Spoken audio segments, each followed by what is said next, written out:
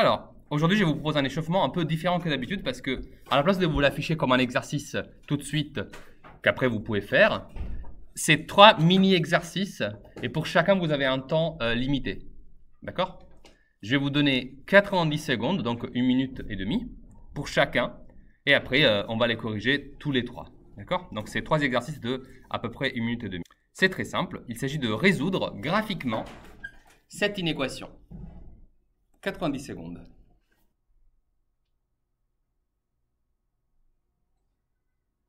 Ça, c'est un exercice de pure et simple lecture graphique. Il faut déterminer quand est-ce que la fonction elle est plus petite que 0. C'est où 0?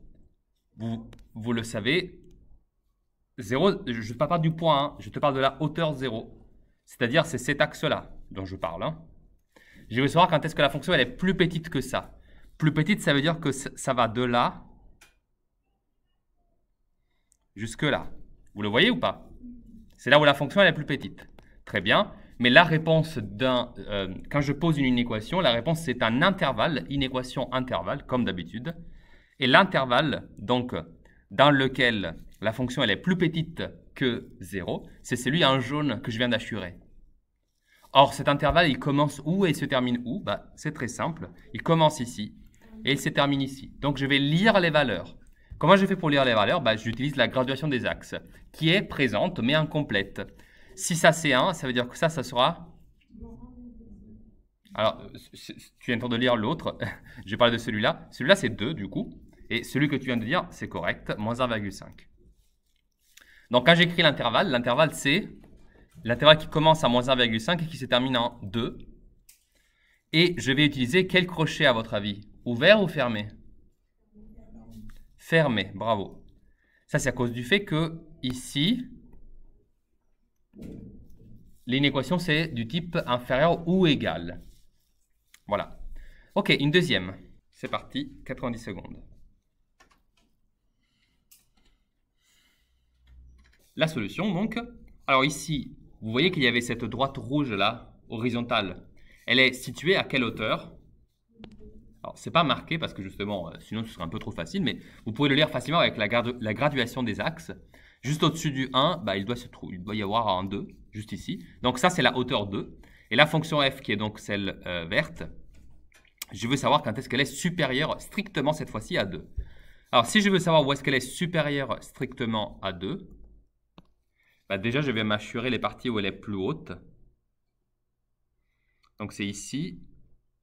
Et puis ici. Alors, une fois que je détermine ça, je passe à déterminer les intervalles des abscisses correspondantes. Et donc, ça va être de là à là. Et puis, de là à là. Alors, pour lire les abscisses, c'est peut-être intéressant que je fasse la graduation. Alors, ça, c'est facile. Ça, c'est 0. Ensuite, il y a moins 1, moins 2, moins 3, moins 4 et moins 5. Et ensuite, j'ai 2, 3, 4, 5, 6 et 7. Donc, maintenant, je vais écrire les intervalles qui commencent donc de là à là et puis de là à là. Et ce sera 2 intervalles du coup. Alors, le premier, ça va être moins 5,1, réunir, vous vous rappelez de ce symbole, avec l'autre intervalle 4,7. Pardon? Qu'est-ce que j'ai raconté? Oui, excusez-moi, c'est 0. Merci. J'ai lu le 1 qui était là et je me suis laissé berner. Donc, maintenant, passons au crochet. Super important. Les crochets, ils sont cette fois-ci, pour la plupart, ouverts parce que vous voyez que f de x est supérieur à 2. Mais attention, même si c'est bien de dire, ok, ils sont tous ouverts, c'est parce que c'est ce type d'inéquation-là, ne faites pas l'erreur de les mettre partout parce que ici, vous avez aussi un cas particulier. Regardez. Vous voyez que vous avez 4. Donc, pour x égale à 4, la fonction, elle se trouve ici et elle vaut exactement 2. Donc, il faut exclure le 4. Mais quand j'arrive à x égale à 7, la fonction, elle vaut combien? 4. Or, 4 est bien supérieur à 2. Donc, je n'ai aucun problème avec ça. Ça veut dire que 7, je peux l'inclure. Et donc, 7, ce sera le crochet vers l'intérieur. En fait, les crochets vers l'extérieur, vous les excluez parce que ce sont les valeurs qui se trouvent ici, ici et ici. Vous voyez, c'est les valeurs qui touchent la hauteur 2. Alors ça, vous voulez l'exclure. Mais la valeur qui se trouve ici, c'est une valeur qui est possible. Parce qu'elle se trouve bien au-dessus de la hauteur 2. Bah, du coup, je peux inclure la valeur x égale à 7. Voilà. Très bien. Dernière.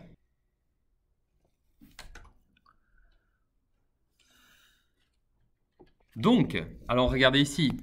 Qu'est-ce que c'est cette fois-ci? C'est inférieur ou égal. Inférieur ou égal, ça veut dire donc de là jusque là, de là jusqu'à là. Et ensuite, ce petit morceau-là. Donc voilà, c'est un exemple particulier où vous avez 3 intervalles. Alors pour ces 3 intervalles, du coup, il faut maintenant passer aux abscisses. Alors, je lis du coup que c'est ce petit morceau-là, ce grand morceau-là, du coup au milieu, et ensuite encore un tout petit morceau ici. Mais voilà, chaque morceau a son droit d'exister, hein, il n'y a aucun problème. Et donc je vais me noter juste les extrêmes. Alors ça c'est donc moins 1, moins 2, moins 3, moins 4, moins 5, moins 6, moins 7 et moins 8. Donc là je suis entre moins 8 et moins 7. Vous le lisez bien, je pense. Ça c'est moins 1, moins 2, moins 3, moins 4, on a dit. Donc là je suis à moins 4. Ça c'est du coup 1, 2, 3 et 4. Et enfin ici j'ai du coup 6 et 7. Alors cette fois-ci c'est inférieur ou égal. Vous voyez dans l'inéquation. Donc je vais marquer, sans trop y réfléchir, moins 8, moins 7, réuni avec moins 4, point virgule 4, réuni avec 6 et 7. D'accord? Donc triple intervalle qui forme la solution de cette inéquation graphique. Donc la correction des exercices qu'il va faire pour aujourd'hui. Ok. Alors, ça, c'était déjà à faire pour mardi. Je vous l'ai redonné à faire pour aujourd'hui, en sachant que je voulais vous donner en plus voilà, la résolution des exercices de ce type-là. Alors, ce tableau donne la répartition des salaires horaires dans une entreprise de services à domicile. Donc, vous avez des salaires ici. Et les effectifs sont juste en dessous. D'accord? Et après, c'est un vrai ou faux. Hein, parce que s'il dit « est-il vrai que », vous pouvez aussi dire, vous pouvez dire oui, donc vrai, et faux, donc pas vrai. Hein. Donc, première question, est-il vrai que le salaire horaire moyen est supérieur à 25 €? Alors, attention, hein, salaire horaire moyen, ça correspond donc à la moyenne des salaires horaires. Vous voyez ce que je veux dire ou pas? Vous savez ce que c'est le salaire horaire ou pas?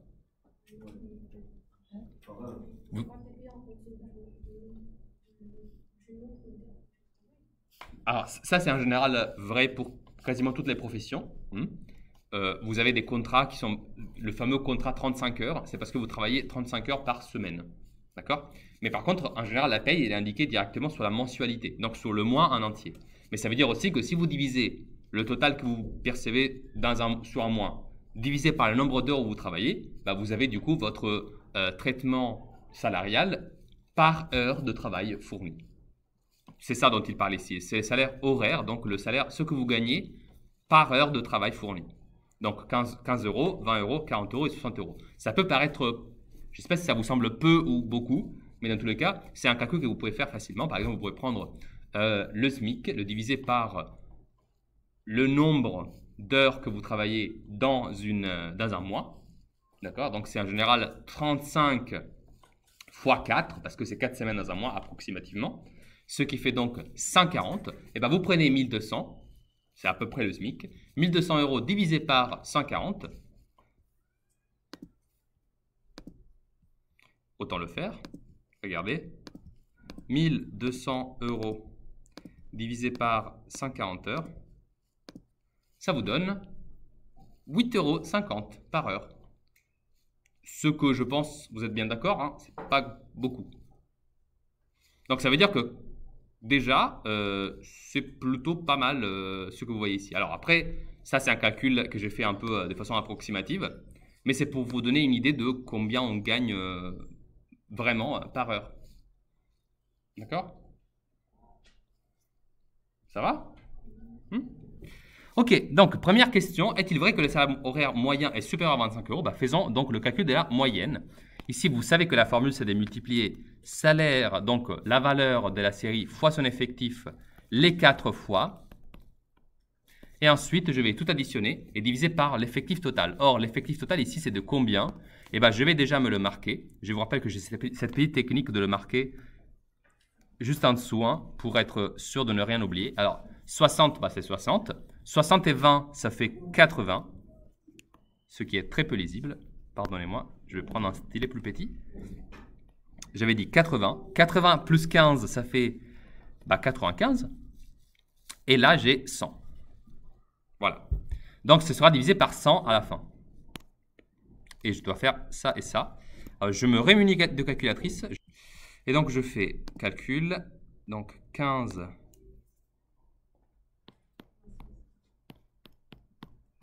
plus 20 fois 20 plus 40 fois, pardonnez-moi, 15 plus 60 fois 5. Tout cela divisé par 100. Tac, 22. Donc, je pense qu'on peut répondre que comme la moyenne qu'on a calculée est de 22, bah ici, du coup, je vais mettre non. Est-il vrai? Bah non. Deuxième question, le salaire horaire médian est de 15 €. Le salaire horaire médian. Donc cette fois-ci, je vais calculer la médiane. Alors, je sais que j'ai un effectif de 100.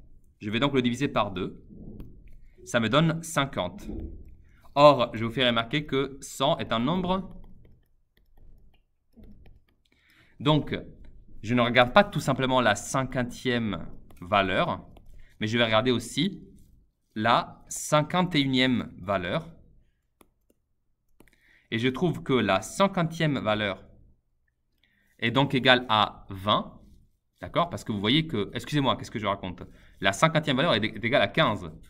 Parce que vous voyez que l'effectif de 60, ici, bah, ça comprend du coup les 60 premiers travailleurs. Et donc, le 50e salaire, il est là-dedans. Donc, c'est un 15. Et, le 51e, c'est bah, toujours 15 € en fait.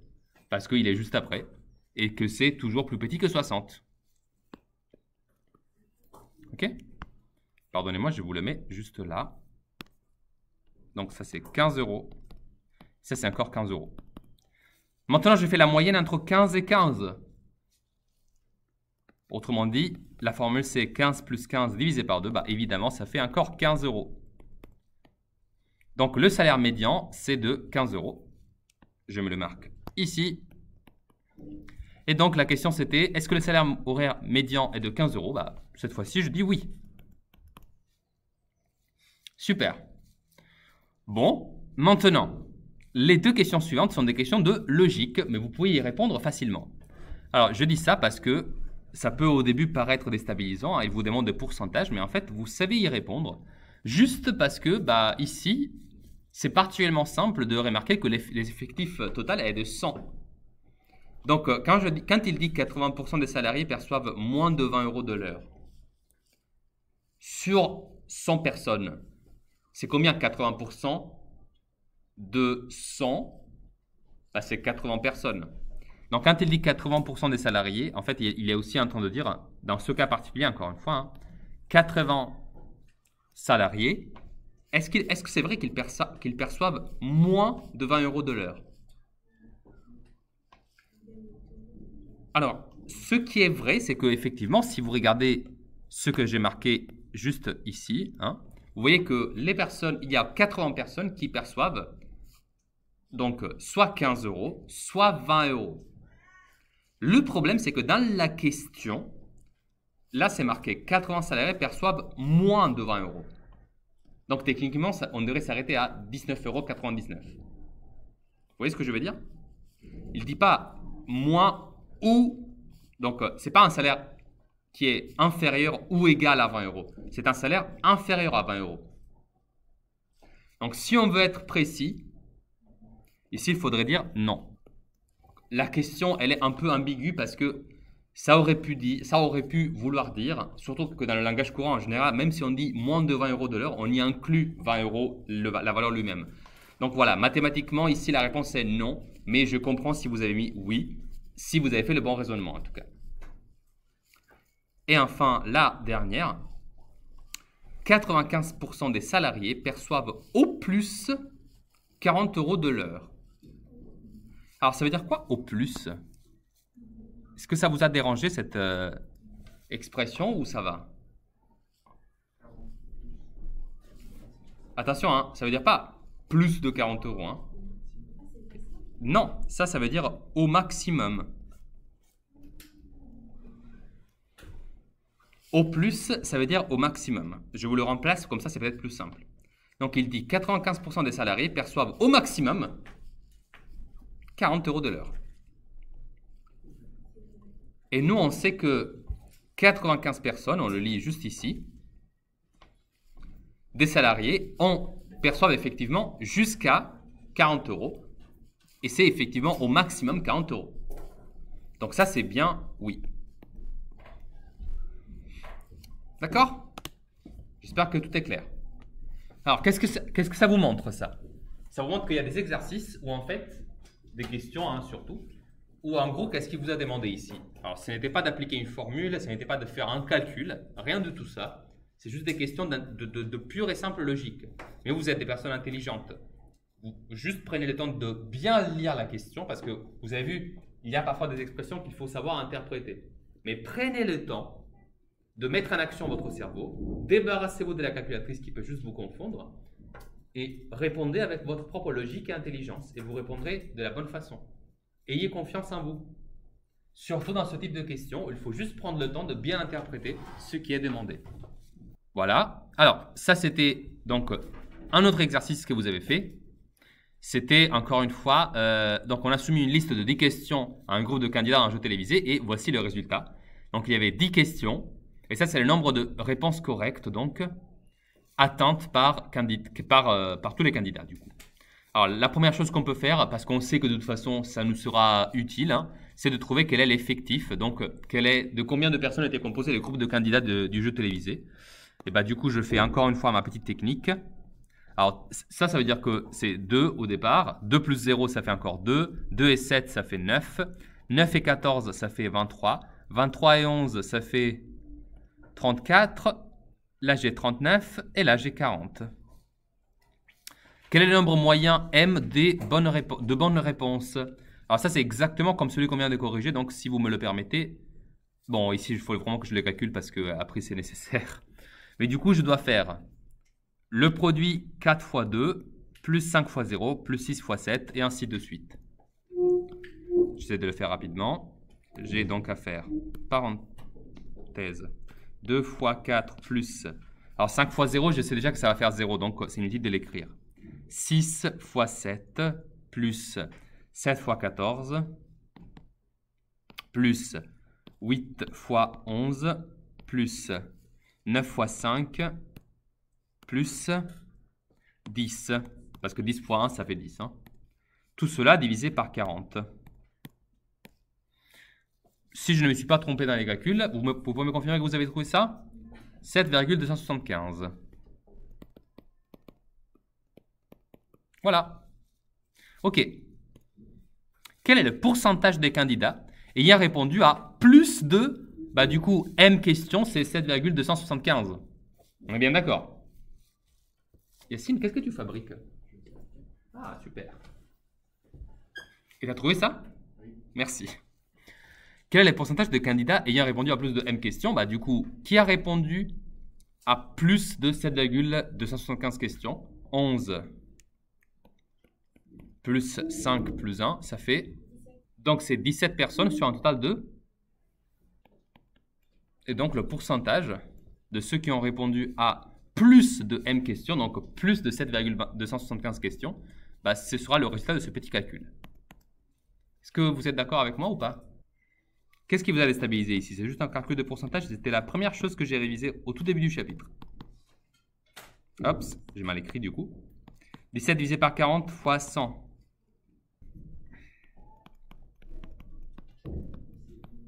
Et enfin, lors de cette sélection, la production décide d'éliminer au moins la moitié des candidats. À quel seuil doit-elle fixer le nombre de bonnes réponses? Alors, dans cette question, il vous demande d'interpréter le texte en français pour trouver quelque chose de mathématique. C'est quoi, à votre avis, la chose qu'il faut utiliser ici?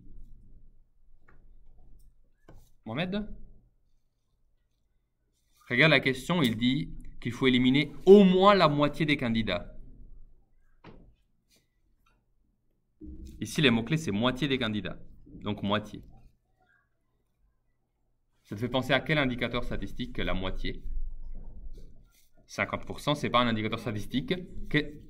C'est quoi l'outil mathématique que nous avons étudié en statistique qui nous permet de trouver quelque chose en rapport à la moitié des personnes qui participent à l'enquête? La médiane. Donc, moitié des candidats, je le trouve avec la médiane. Or, je sais qu'il y a 40 candidats. Bah, du coup, je fais 40 divisé par 2, ça fait 20. Et donc, je regarde la 20e valeur et la 21e, parce que 40 est un nombre pair. C'est qui la 20e et la 21e valeur? Alors, je le regarde juste ici, du coup. Alors, du coup, c'est dans la case du 14, mais ce n'est pas 14. Hein. 14, c'est l'effectif donc de la valeur 7. Et ces 14 personnes donc, sont à partir de la 10e jusqu'à la 23e. Donc, la 20e et la 21e, c'est toujours des 7 en fait. La 20e valeur, c'est un 7. Et la 21e valeur, c'est encore un 7. J'en fais la moyenne. Encore une fois, la moyenne, c'est la somme divisée par 2. 7 plus 7 divisé par 2, bah, ça fait 7, évidemment. C'est la moyenne entre deux fois la même valeur, donc c'est 7. Donc, le seuil de bonne réponse doit être fixé à 7. Alors, je vous fais remarquer qu'ici, c'est marqué que la production a décidé d'éliminer non pas la moitié. Hein. Ils disent aussi au moins la moitié. Donc, si je fixe le seuil des bonnes réponses à 7, moi, je n'élimine pas 20 candidats. Hein. Finalement, je finirai par éliminer 23 candidats. Parce que c'est la somme jusqu'à 7. Mais du coup, ça veut aussi dire que c'est cohérent avec la phrase. Parce que c'était au moins la moitié, pas la moitié. Au moins la moitié, ça veut dire soit la moitié, soit plus. Donc ici, 23 candidats, c'est parfait. La médiane, c'est la valeur de la série qui est telle qu'elle partage exactement en deux ici, du coup, c'était les réponses données par les personnes. Ici, la valeur 7 est la valeur telle qu'elle se trouve exactement au milieu de toutes les réponses fournies. D'accord? Donc, tu sais que la moitié des personnes ont répondu moins que 7 et la moitié des personnes ont répondu plus que 7 ou 7. Maintenant, j'aimerais bien faire des exercices.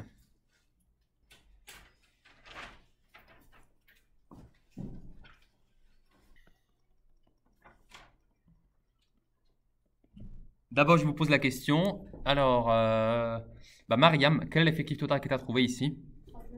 39. On va le contrôler. Je vais juste le noter à côté.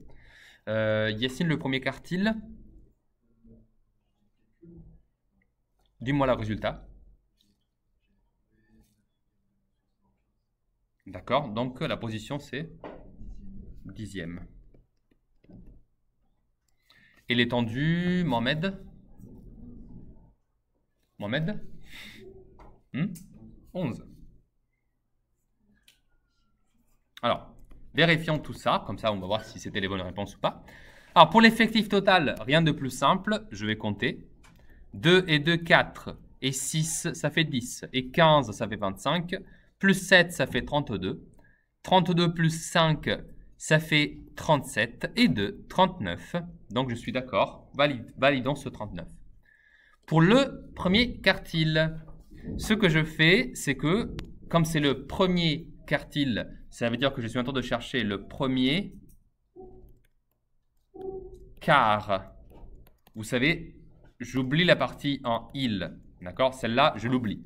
Le premier quart, ça veut dire donc que c'est 1 sur 4. Et je le multiplie donc fois le total de l'effectif, donc c'est 39.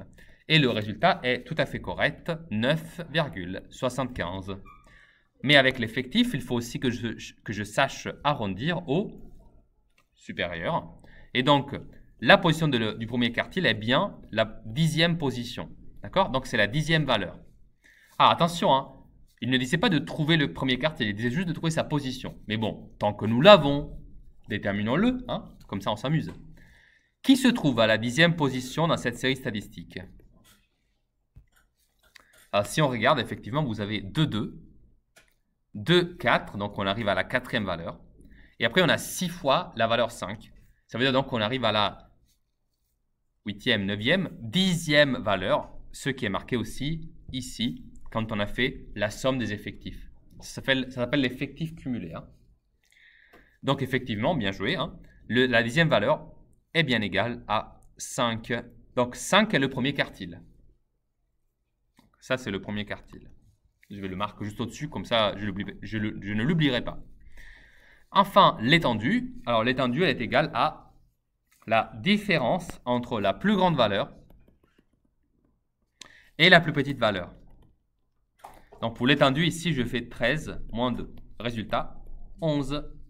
Bah, bravo à vous. Du coup, les 3 réponses sont validées pour moi. Super. Je rajoute juste une question. C'était le 3e quartile. Je l'avais rajouté juste ici. Alors, pour le 3e quartile, si je veux sa position, bah, du coup, je vais faire 39 fois. Alors, comme c'est le 3e quartile, c'est le 3e quart. Donc, c'est 3 quarts. Si je fais cette opération, eh ben, vous allez trouver 29,25. Est-ce que quelqu'un a trouvé ça? Super. Donc, quand j'arrondis au supérieur, je trouve 30. Et donc, ce sera la 30e valeur. Or, la 30e valeur, bah, je vais la chercher. La 30e valeur, je la trouve. Parce qu'effectivement, les valeurs entre la 26e et la 32e, toutes ces valeurs-là, c'est que des 9. Donc, la 30e valeur en particulier, c'est un 9. Et donc, ça veut dire que lui, c'est le 3e quartile. C'est-à-dire, nous aussi. Hein. Donc, c'est 9. Voilà. Alors, j'espère que c'était facile, non? Un autre rapide.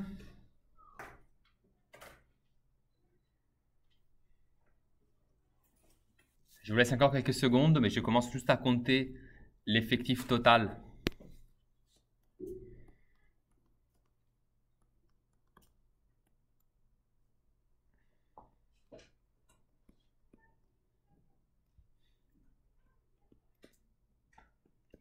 Encore une série avec 40. Ok.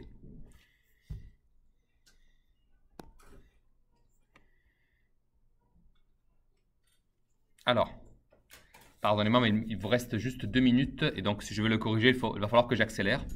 Alors, je laisse la moyenne en dernière, ok? Je commence par la médiane et puis je fais les 2 quartiles. Alors, pour la médiane, je vais donc faire 40 divisé par 2. Ça fait 20. Et donc, c'est la 20e valeur et la 21e, car 40 est un nombre pair. Un instant, on va voir. Alors, la 20e et la 21e, vous remarquerez clairement que je suis autour de 23 juste ici, d'accord, pour la valeur 5. Et je suis à la 11e valeur avec la valeur 3. Vous remarquerez, hein, le 4 ici, bah, c'est comme s'il n'était pas dans le tableau en fait, parce qu'il y a 0 fois la valeur 4. D'accord? Donc, la 11e valeur est un 3, la 12e, c'est un 5, et de la 12e jusqu'à la 23e, c'est que des 5. Donc, en particulier, la 20e, c'est un 5, et la 21e, c'est encore un 5. J'en fais la moyenne, et ben je trouve, sans faire de calcul, parce que je pense que vous avez compris l'histoire ici, hein, la médiane, donc, est bien 5. Super, je le note juste là. Ok, je répète le calcul pour le premier quartile et le 3e quartile. Cette fois-ci, c'est super simple de faire les calculs parce que ça va sortir un résultat sans virgule. Alors, on a dit 40 fois 1 sur 4 parce que c'est le premier quart, premier quartile. Ça fait 10.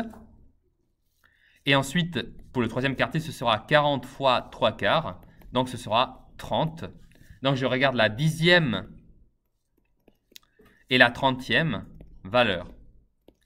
Quelle est la 10e? Alors, quelqu'un l'a dit tout à l'heure, c'est un 3, parce que la 11e est toujours un 3, donc entre la 6e et la 11e, c'est que des 3.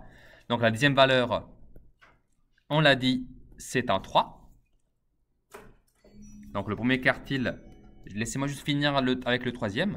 Et ensuite, le deuxième quartile, c'est la 30e valeur. Or, je m'aperçois que la valeur 5, elle arrive jusqu'à la 23e valeur et que de la 23e, donc à partir de la 24e jusqu'à la 33e, c'est que des 6. D'accord? Donc, la 30e valeur en particulier, ça va être un 6. Et donc, je vais juste le marquer ici, le troisième quartile, c'est bien 6. Voilà.